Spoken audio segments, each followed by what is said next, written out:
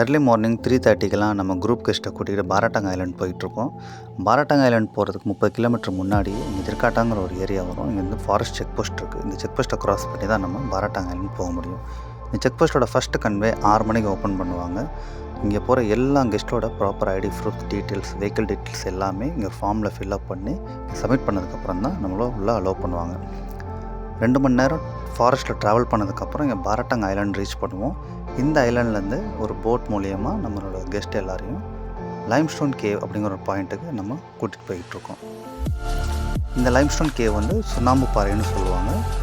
கொஞ்சம் தூரம் கடலில் ட்ராவல் பண்ணதுக்கப்புறம் ஒரு 1.5 கிலோமீட்டர் மேக்ரோவ் ட்ரீ வரும். இந்த மேக்ரோவ் ட்ரீக்கு நடுவில் ட்ராவல் பண்ணுற மாதிரி இருக்கும். ஒரு 1 கிலோமீட்டர் இங்கே ட்ராவல் பண்ணுறது வந்து பார்த்திங்கன்னா எர்லி மார்னிங் ட்ராவல் பண்ணும்போது இந்த சீனரிஸ்லாம் பார்க்குறதுக்கு ரொம்ப சூப்பராக இருக்கும்.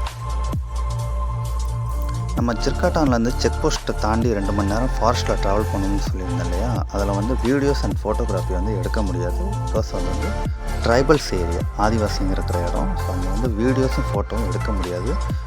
எர்லி மார்னிங் அந்த ரூட்டில் ட்ராவல் பண்ணும்போது அந்த காடுங்களுக்கு நடுவில் அந்த சன்ரைசஸ் வந்து பார்க்கும்போது ரொம்ப சூப்பராக இருக்கும்.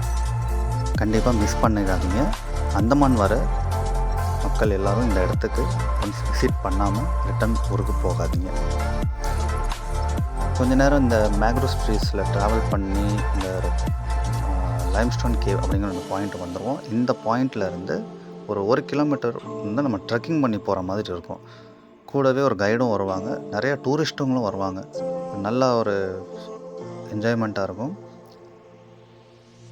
ஸோ இங்கே ட்ரெக்கிங் பண்ணி முடிஞ்சதுக்கப்புறம் இங்கே லைம்ஸ்டோன் கேவ், இந்த சுண்ணாம்பு பாறை அது வரும். ஸோ இந்த பாறைகளுக்கு வந்து பார்த்திங்கன்னா இன்னமும் வந்து உயிர்கள் இருக்குது. அது வந்து நம்ம கண்ணால் பார்க்க முடியும்.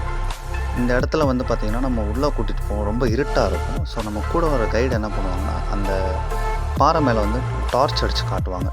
ஸோ அப்படி அடிக்கும் போது என்ன ஆகும்னா அந்த லைட்டோட வெளிச்சத்தினால அந்த பாறைகள் வந்து ரிஃப்ளெக்ட் ஆகும்.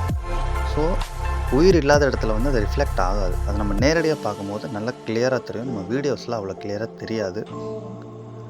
ஸோ இதை முடிச்சுட்டு இங்கேருந்து நம்ம ரிட்டன் கெஸ்ட்டை கூட்டிகிட்டு நம்மளோட டூரிஸ்ட் வெஹிக்கிள் இருக்கிற இடத்துக்கு போயிடுவோம். அங்கேருந்து பை போட்டில் நம்ம பாராட்டாங் போயிட்டு பாராட்டாங்கில் இருந்து அப்படியே நம்ம போட் பிளேர் போயிடுவோம். இது 1 டே ட்ரிப்பு. இது ஃபுல்லாகவே 1 டே ட்ரிப்பில் வந்துடும்.